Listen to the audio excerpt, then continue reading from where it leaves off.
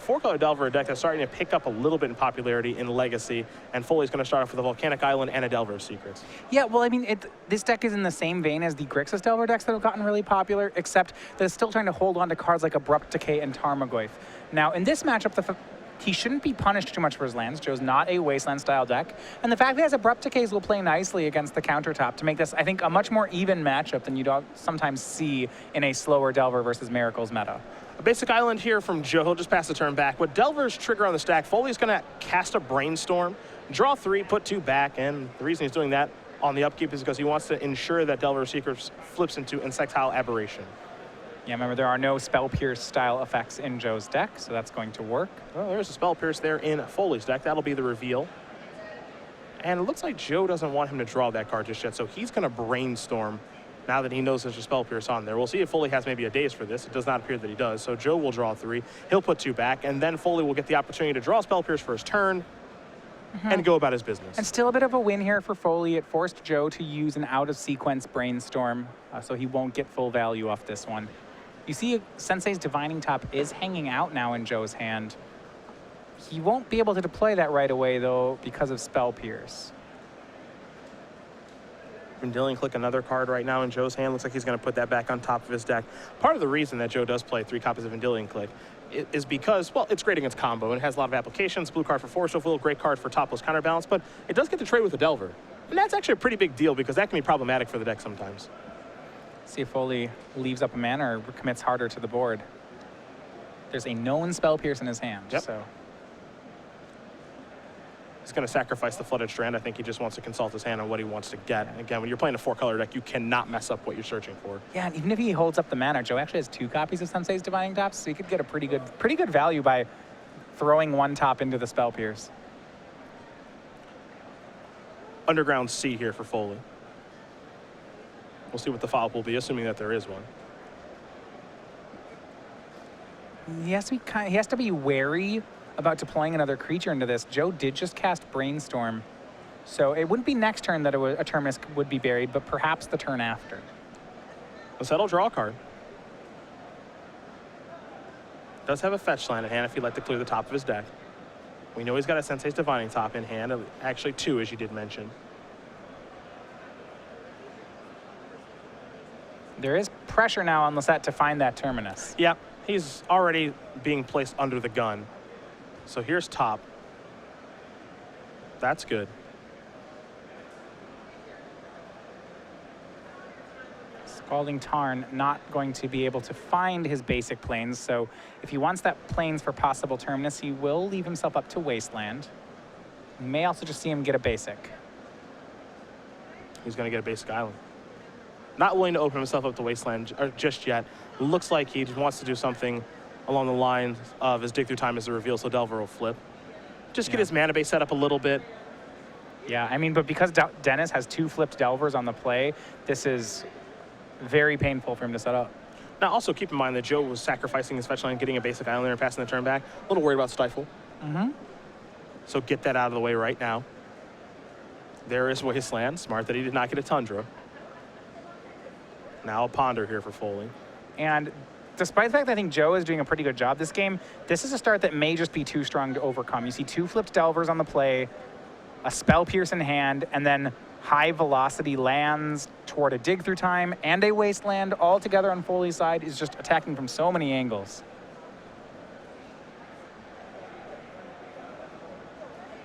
Foley going to resolve a Ponder. Take a look.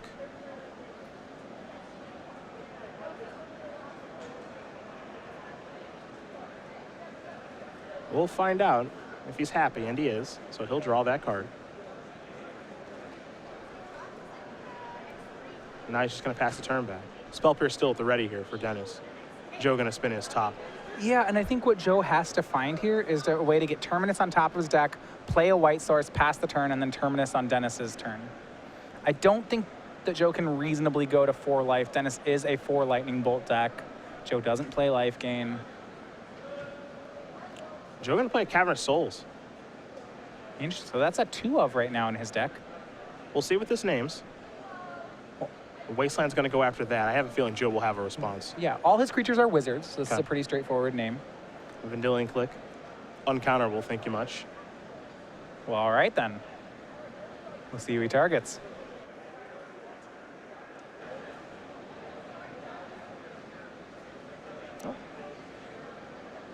There's a Red Blast.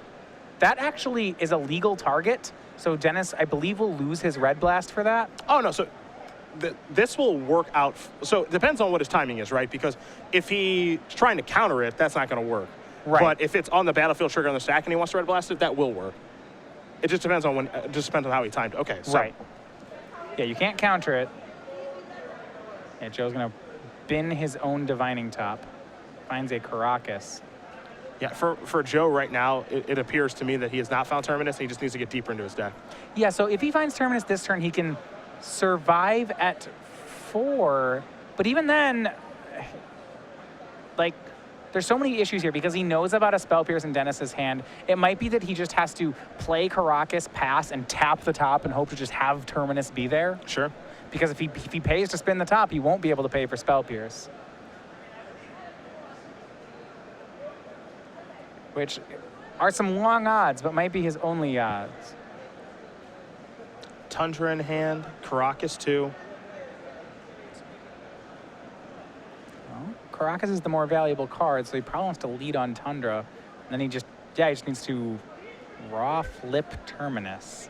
Yeah, to be able to beat a Spell Pierce, he's got to do that. No, it looks like he's going to spin. So I guess Okay. if Joe has a Forcible in his hand, then like this play makes sense. Yes. I think he just, looking at these cards, they're all blue, of course. You can see that. Force of Will, Ponder, Brainstorm over there.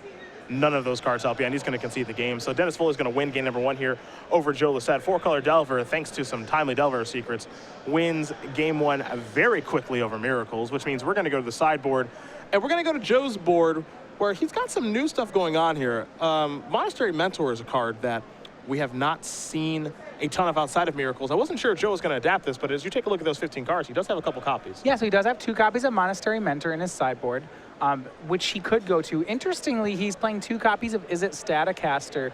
Now, against a Grixis Delver strategy, I really like that card, its ability to deal with young Pyromancer tokens. I don't know how good it will be here, and he probably won't use that. Does have 2 copies of Red Elemental Blast, which I'd expect to see in the matchup. On the other side here for Dennis, pretty healthy sideboard, a lot going on here. 2 Circle Extractions, 2 Flusterstorms, 2 Golgari commands, Kolaghan's Command, a Vendilion Click, an Ancient Grudge, a Dread of Night, an Abrupt Decay, a Red Blast and a Pyroblast, and 2 copies of Submerge. So anything stand out to you here against Counterbalance deck? Well, more Abrupt Decays are going to be good against the specific card Counterbalance. Pyroblast is great, and Red Elemental Blast will be great in this matchup. There's a lot of blue control in Joe's deck.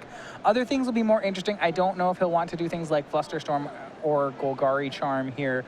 Golgari Charm, I don't know how much hate he needs to try to put in for Counterbalance. My guess is Charm doesn't work.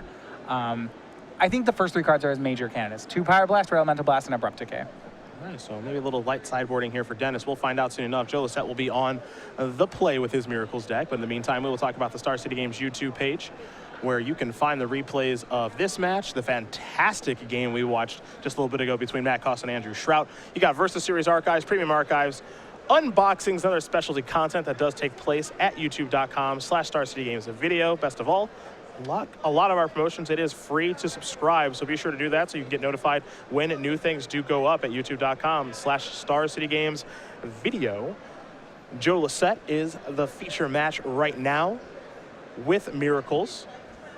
Though he is down a game, 4-color Delver, we talked actually, oddly enough, we talked about all the Delver variants. We talked about Teamer, Grixis, how poorly we think Jeskai is positioned.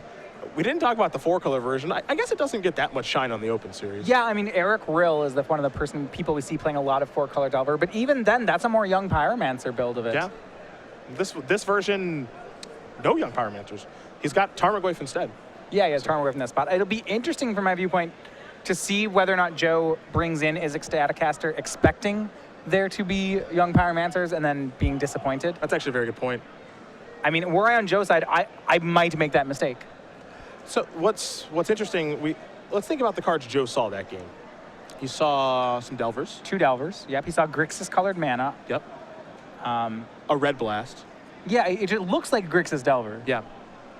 There's not a lot he can pull away from what he saw, right? Like, I guess you could assume Deathrite Shaman.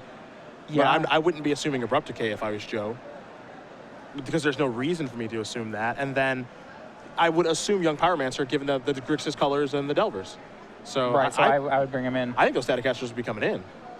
That, well, those kill Snapcaster Mages. They kill an unflipped Delver. That's ambitious. If you get both of them, you can kill a lot of things.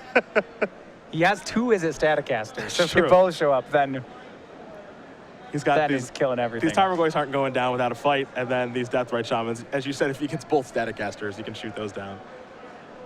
This is going to be kind of a small, fun narrative to watch. Like, if Joe has an opening hand with his Staticaster, he probably keeps it.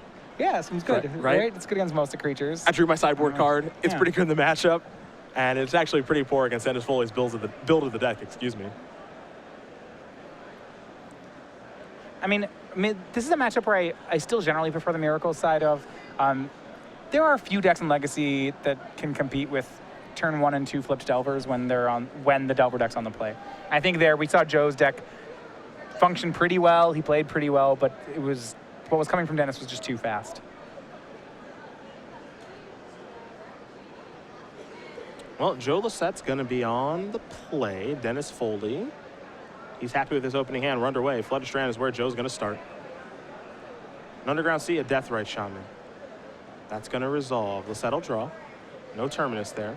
You see the way he draws his card every turn. He's got to be careful in case he runs into a Miracle.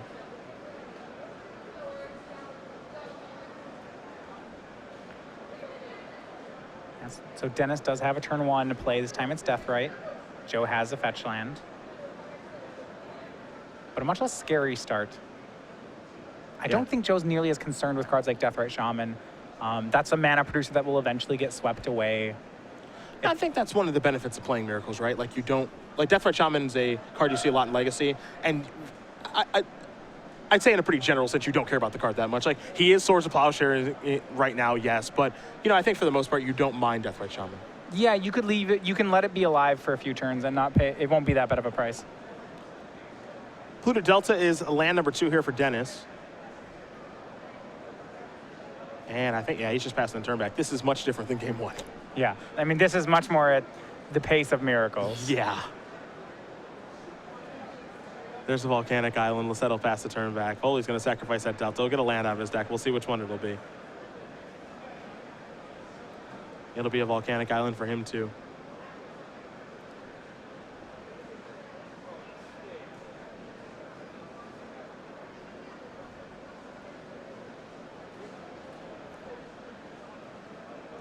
So we're going to see what comes next here for Dennis. He's off to a much slower start this game. No Delver. We don't see a Tarmogoyf.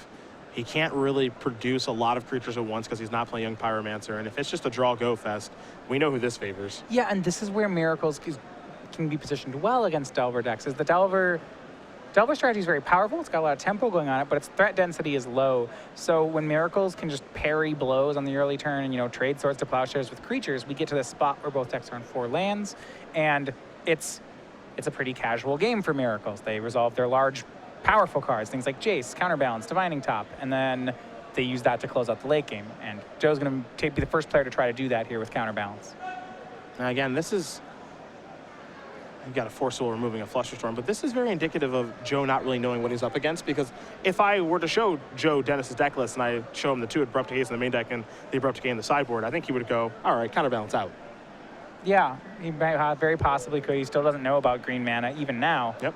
See if he wants to fight over this, and it looks like he will. Yeah, Pyroblast is going to take care of Forcible. Counterbalance will enter the battlefield, and now Foley's going to sacrifice that Pluto Delta. And even then, this is still a win for Joe, because 3 cards were traded for 2, and if this game goes to the point that both players maybe have cast 10 spells apiece, Joe can count on the fact that the 10 spells he cast are stronger than the ones that Dennis did, so that their strength should carry the day. Yeah, in that last game, Dennis was the one casting spells. Joe was the kind of fumbling around. He didn't get to really use his hand or his deck that game. Yeah, Dennis had cast a lot more cards, and that became a problem. There's Abrupt Decay. All right, bit of a surprise here if you're Joe Losset. Yep. Maybe didn't think that one was going to happen. Dig through time to draw here for Joe. You know, if Joe is able to get to a 3rd game, I wouldn't be surprised to see him go back to the drawing board real quick. Yeah, he might board those out and go. What you see then is they'll go towards something like Monastery Mentor to try to win the game. Here's a Tarmogoyf. And Joe, I think, what an interesting situation we are in. Yeah, what am I playing against? it's an unusual deck, but it's not unorthodox. You know, okay, I don't usually see these cards in the same deck together, but none of these cards are anything new. So, all right, this one has Tarmogoyf and a Grixis Shell. And Joe should be able to improvise very quickly. You can put your opponent on a range of cards of what they will have. There's a Flooded Strand. Pass turn back. Tarmogoyf checking in at a 3/4. Yeah, I'll see. Joe has some options. He can go for an end-step Dig Through Time, or he can Snapcast that Swords to Plowshares. I like the Snapcaster. Looks like Joe does too. Going to target Swords. Dennis is working on some pretty minor resources. Not a lot of cards in hand right now. So Joe's really just kind of grinding him down. And the card that's going to be able to pull him ahead, assuming it resolves, is Dig Through Time. Snapcaster Mage is going to come across for 2. We see a lot of these, in blue-white style decks. The, Swords plus Snapcaster Swords can just be good against a lot of the openings that tempo decks have. Here's Counterbalance. Fully going to sacrifice that Flooded Strand, get a land out of his deck yet again. He'll go with another copy of Volcanic Island. So blue, black, red, and green mana here for Dennis. He's got them all. Now the question is, can he get out from what Joe's doing? Because now Joe's starting to come from a couple different angles. He's got a creature out there pecking away in Snapcaster Mage. He's got a naked Counterbalance, but you want to get that off the table if you can. Foley going to take a draw step. Picked up a Delver of Secrets. Looks like he wants to cast, a little hesitant. Looks like he'll go with Underground Sea. Counterbalance on the stack. That's not good for him. Oh, of all the 1-mana cards to reveal to it, that's the last one Dennis wanted to see. Not good news. And there comes the second half of the lock. Yep. Snapcaster Mage coming in. This is what Joe was looking for last game. Sit back on a Dig Through Time that you never have to cast. Beat your opponent up for 2 a turn. So this is one of your sayings. The best Dig Through Time is the one you don't have to cast. That is the only, yes. That's the only thing better than resolving Dig Through Time is just looking at one in your hand and deciding not to cast it. Yeah. In for 2 we go. Joe will play a Cavern of Souls. Likely to name Wizard with that again, but again, we will confirm. And that was what I said. That was my favorite Sphinx's Revelation. Was the one that you're just like, I don't need more cards yet, but I have one, so it's fine. This Cavern of Souls name is Human. Okay, so Monastery Mentor, presumably. Oh, Snapcaster Mage too. Snapcaster Mage is a human. Yep. Venser. Venser probably a human. We can check on that. And then, is it Staticaster? Crazy human. Crazy human, yeah. Those they're weird. Yeah. And for 2, Monastery Mentor the draw.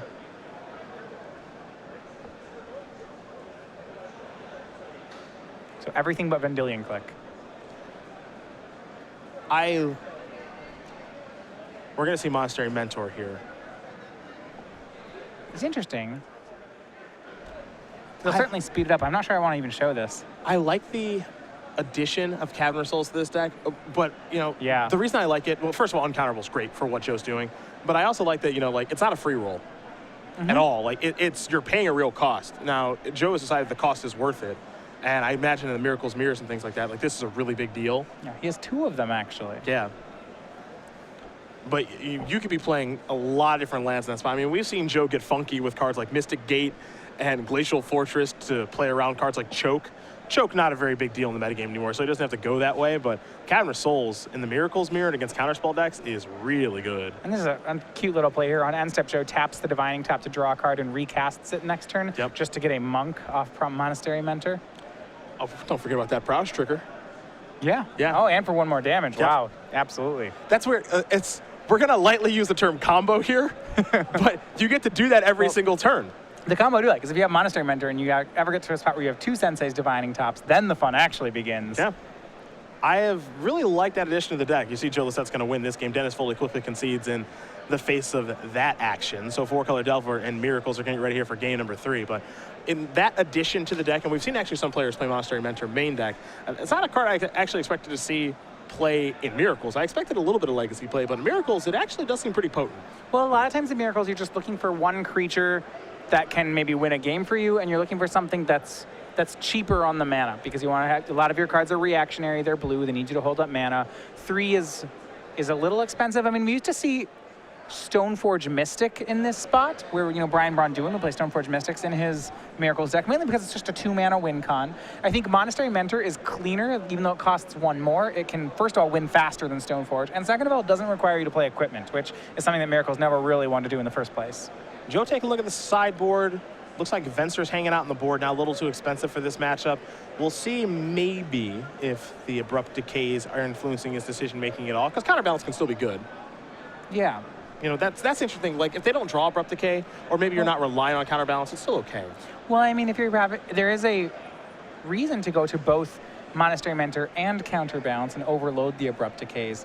If you want, that would make it so that if Foley wants to answer Mentor, he would either have to leave in burn spells or would, just have to have too many have tax on his Abrupt Decays. Well, we'll see how players do sideboard up here for game number 3. Right now, we're going to learn a little bit more, about Joe Losset, the 36-year-old from Redlands, California. Career highlights, he's got 1 invitational top 8. That was last year during season 1. 17 Open Series top 8s with 5 wins. And you might think all of those are legacy, but 3 of them are standard and 2 are legacy if memory serves. So he's actually winning more in standard than in legacy. He was a varsity rower for the University of Colorado, a Star Wars fanatic, and he loves StarCraft 2. Follows it as closely as he does for Magic, and he also loves to play Miracles. I'm still shocked that he played the Reanimator deck that he did at the Players' Championship last year, looking to get a little bit of an edge on the field. Yeah, it was the big bait and switch in the room. Yeah. In small tournaments like that, you get to actually do that to people, which I think is always really interesting. And the best part is when we were talking to Joe kind of leading up to that tournament, because I like to talk to him about, Miracles deck lists and stuff. He had been talking about just wanting to play that deck for a little while, but he was like, I don't know when the right time to do it is. What better time than the Players' Championship, I say. Well, I mean, that's the situation where you're going to get metagamed the hardest. Yeah. I mean, at that tournament, right, if you're playing the Players' Championship last year and you're trying to identify what players are playing in Standard and Legacy, your job's like last year, like your job was already done for you a little bit. It's like, okay, Ross Merriam, Elves, perfect. Joe Losset, Miracles, okay. Brian Braun-Duin, Miracles, probably. Okay. Tom Ross, Infect, Reed Duke, right? It was half Miracles. The field was known. Yeah. Brad Nelson, Sneak and Show. So you got to do that. So it definitely made some sense for what Joe was trying to do. And he got to make a deep run with the deck, and it was a pretty wacky Reanimator deck that he was playing too. But he's back to tried and true. He's spinning Sensei's Dividing Top. He's casting Terminus. Well, I think at large open tournaments, we had 624 players here. The value you get from switching off a comfort deck is a lot smaller. I think playing something that you have a lot of technical skill at is more heavily rewarded. Yeah, no, I think, well, for me personally, I have always been a big proponent of just play what you know. I don't want to say I've never audible to a deck late before a tournament, because I have, because I think we all have, but I certainly don't feel comfortable doing that. Yeah, I mean, and I more or less agree with that. When you have, a certain number of matches in with a deck, that sort of practice is really hard to replace. And I think in a big tournament, whatever matchup edge you might get is probably negated by that practice. Now, in a small tournament where you already know the people you're going to play against, well, then you can actually start talking about matchups. Like if Joe already knows half the room and they're all bad matchups, okay, well, then maybe you start talking about switching decks. Yeah. But you can tell, like, when you watch Joe play, and we get to see him quite a bit in the Open Series, there was, at least to me, there was a difference between watching him play the Reanimator deck and watching him play Miracles.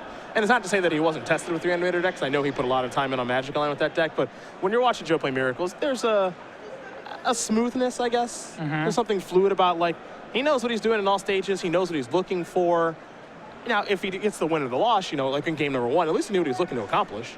Right. Even though he wasn't able to get the job done because he got ran out of the gym by those Delver secrets, which we're going to find out if Dennis Foley can do that again right now. Flooded Strand searching up the volcanic island here for Dennis. Yeah, I mean, you really hit the nail there.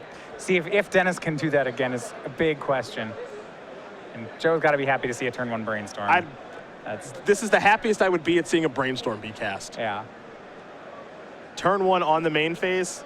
Yeah, okay. This isn't a spot where I even like seeing casting Brainstorms. I mean, to me, this is very telling about at least the power of Dennis's hand, right? If he's doing this right now, first of all, he's saying, I cannot afford to have this be Spell Pierced or Red Blasted. Yep. And my hand needs some help. So Brainstorm is done resolving. Losset's going to draw. Losset's going to sacrifice a Flooded Strand of his own. He'll go down to 19. We'll see if it's a basic or a non-basic. It's going to be a basic island. Doesn't want to open himself up the wasteland. And perhaps a Sensei's Divining Top is on the way.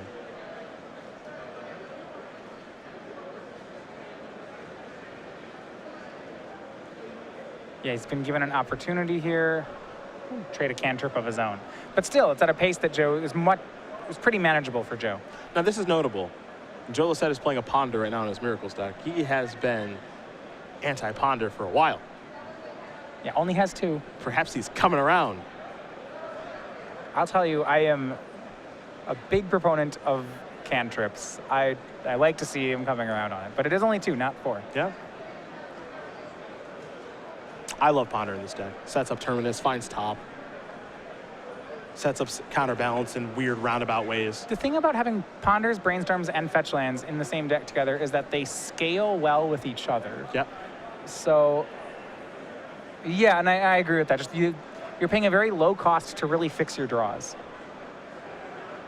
Tropical Island here from Foley off of that Polluted Delta.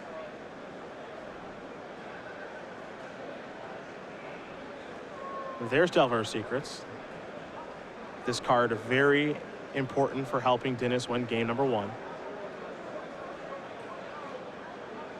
Joe going to reshuffle Dennis's deck. One thing you can't do as a player anymore is after your opponent shuffles your deck, you can't cut it or anything. So that's why you see him shuffling again. And now we go back to Losset. All right, so will he have the tools this time to deal with some early pressure and Delvers? Didn't game 1. Delver not going to flip those, so that makes a world of difference. Turn 2 unflipped Delver is very different than a turn 1 flipped Delver. Just an attack here for 1. Losset down to 18. An Underground C. We head back Joe's way. And such a win here. There's been no pressure on Joe to cast any spells on the first few turns. Snapcaster Mage. Now this is interesting. He hasn't played a land here. I don't know why. Huh. This is interesting. Looks like it's just going to be a hard cast days. You can almost see Dennis kind of confused. So what's going on here? Well, first of all, he should just cast the days with mana instead of picking up a land. Yeah? Yeah, I mean, he certainly was flustered by that, not realizing, wait, just hard cast days, it's fine. Now, for what it's worth, if Joe doesn't have a land, I like casting. I'm actually okay with casting Snapcaster Mage there, just to get a counterspell out of your opponent's hand, because maybe you're trying to resolve something else down the line. Yeah. Like, it definitely looks strange. I mean, and maybe he's like going full Brad Nelson and has the third land also. Like, I don't know. We'll see how he plays this out. I like that that is being deemed full Brad Nelson.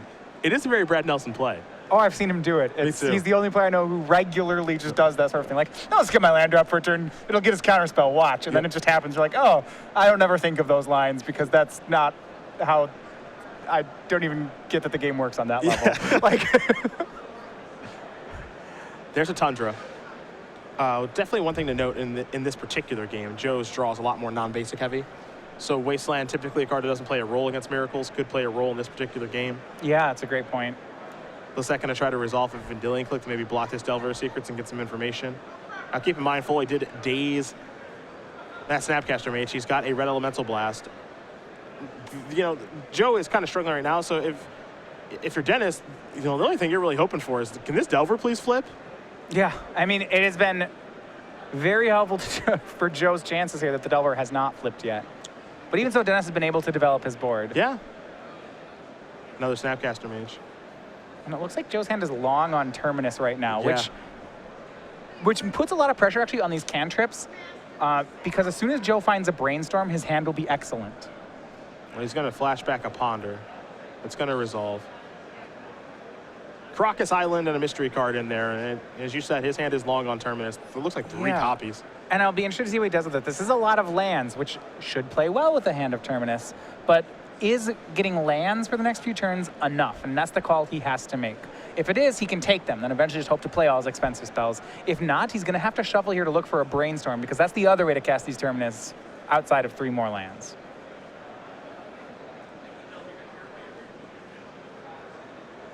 So it's a pretty big crossroads here where I think his decision here is going to sculpt how he plays the next 2 or 3 turns. Well, it looks like he's keeping with Ponder. Basic planes. Past the turn. It's like multiple Terminus, a Jace in his hand. So can he survive until Terminus happens? Well, if Delver never flips, yeah. That's true. We are a lot of turns past when that Delver was cast. Didn't flip again. Pluto dealt to the land there for Dennis. Now he's not even willing to attack, so Joe will draw a card. Caracas is the draw. Curious if he wants to try to resolve Jace this turn or not. And for Joe, you want to play around Spell Piercing Daze-esque effects to the best of your ability, but maybe your hand is forcing you to do something else. If you're Dennis and you have those effects in your hand, you're really hoping he plays into them.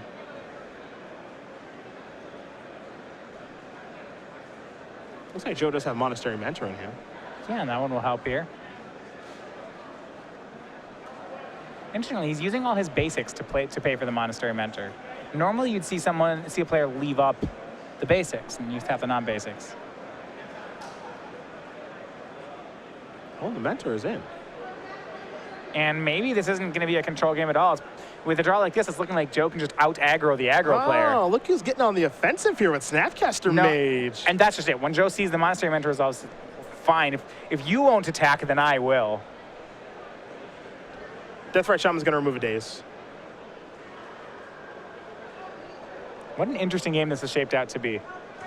Not typically how we see things play out. Not at all. The Delver not, my goodness.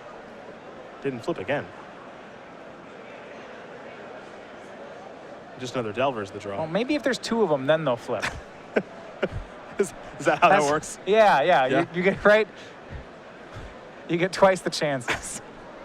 Well, you know, one thing that's kind of in Dennis's favor here, as far as Delver is concerned, he does have a fetch on the battlefield now. Right, so he actually can flip 1, and then if he fails, he can fetch and then try again for the second Delver. Yeah. Like I don't use the term unlucky very much, but he'd be pretty unlucky if he missed with both next turn. Assuming he fetches it, he cracks that fetch line in between. The danger is that Monastery Mentor is just great at assembling an army. So if Dennis doesn't get this pressure going and going quickly, the Mentor will win the race. There's Nylon. Joe successfully has gotten up to Terminus mana. The question is if he even wants it. So another thing that's unique about Terminus, and I actually like this a lot. Prowess, love it. Thanks. Trigger, gonna get that monk. What I actually like about this is, if you cast Terminus and it resolves here for Joe, it's gonna get countered by Flusterstorm, it looks like. He doesn't lose those creatures forever. Oh no. Because they go to the bottom of his deck. Yeah. So he can actually draw back to Snapcaster Mage and Monastery Mentor. You throw a fetch line activation in there. You know, now you shuffled your deck. It got countered, so now he gets his monk. Right, so yeah, all nice. joking aside, remembering the trigger was actually a real play. It wasn't just cheeky because of that scenario. His Monastery Mentor's a 3/3 right now if he wants to get in the red zone. A good attack and yeah, sure. Maybe Snapcaster comes too. I love it. Oh no, just Mentor. Hold on, can't go too ham there. Counter my wrath? Fine, attack you. I suppose there aren't very many boards where that's the sequence of plays. Yeah. Sweep the board. No. Okay, hit you. Go. If you don't counter it, I get a creature, and if you do counter it, you have nothing, and I don't think your hand is particularly strong. Joe down to 11 off Deathrite Shaman. Keep in mind, if these Delvers ever decide to flip, Joe could be put as low as 3 this turn. Yep. Yeah, they turn to 3-power creatures. 11 minus 6 is 5. Deathrite Shaman activation puts you down to 3. Yeah. Dennis does have Lightning Bolts in his main deck. There is a chance that Joe just doesn't even untap. Ding, ding, ding. Surgical Extraction, that'll flip him. And what do we have here? Surgical is actually a pretty good draw. Though Dennis, it looks like he removed Terminus from the graveyard. He did. I'll start out, he's going to serve 6. Push Joe to 5. He'll get to see Joe's hand. Depending on what he surgicals. Yeah, and you know, I wonder if it's going to come back to bite him. They remove that Terminus to the surgical. Joe going to draw.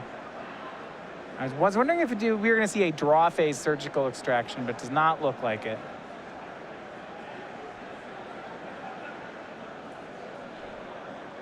game's gotten mighty interesting because now Joe might have to back off a little bit. But then again, he might want to actually up the ante because it's not like he can block those flyers. Well, I mean, hold on. He's at 5. His plays are a little limited here if he can't kill the insects. Yep. I mean, he's going to have to kill them both because Death Rate will put him to 3. Even threatens to put him to 1. Provided there may not be enough instants in the graveyard now, but Dennis can always just play surgical extractions to put more there. And a full swing from Joe Losset. It's an attack for 5. I was actually surprised that the Snapcaster didn't attack last turn. It's in this turn, though, yep. So we'll see how much damage we have going. It's for 5. If Dennis doesn't block, Joe would have to have 4 spells for it to be lethal. That's pretty unlikely. Here's an attempt at Terminus. That is a Snapcaster Mage on a Flusterstorm. And that is going to do it. Dennis Foley is going to win this match here over Joe Losset. 2-1. It took a while for those Delvers to flip, and Joe's draw certainly not coming together very well. But Dennis Foley does take down number 6 on our Season 3 leaderboard, and that means he went 4-0 through the first portion of Legacy. Yeah, congratulations to Dennis Foley. For Joe, he kind of made his own bed there. At one point, he had multiple Terminus, saw 3 lands on top, and had the keep or ship option. Just chose to keep them, played 3 more lands, and went for Terminus on turn 6 and 7. It didn't get there, but you have to say, that was what he signed up for. Yeah, you keep it the ponder, you know what you're drawing. Yeah. So he worked his way towards those lands. Terminus did not resolve. Dennis Foley's Delvers finally flipped. He is 4-0 with 4-color Delver. And of course, when we do compile our information after day number 1 is done, he will be one of our 4-0 Legacy decks. Yes, so congratulations to him. Remember, he's going to have to come back tomorrow. The first 4 rounds, again, are Legacy, as well as maybe way down the road a top 8. Yeah, that's a very, very good point. Again, 4-color Delver, not a deck that we see a ton of here on the Open Series, especially this variant with Tarmogoyf over Young Pyromancer, but it worked out very well for Dennis Foley. Again, an unknown player, Joe Foley.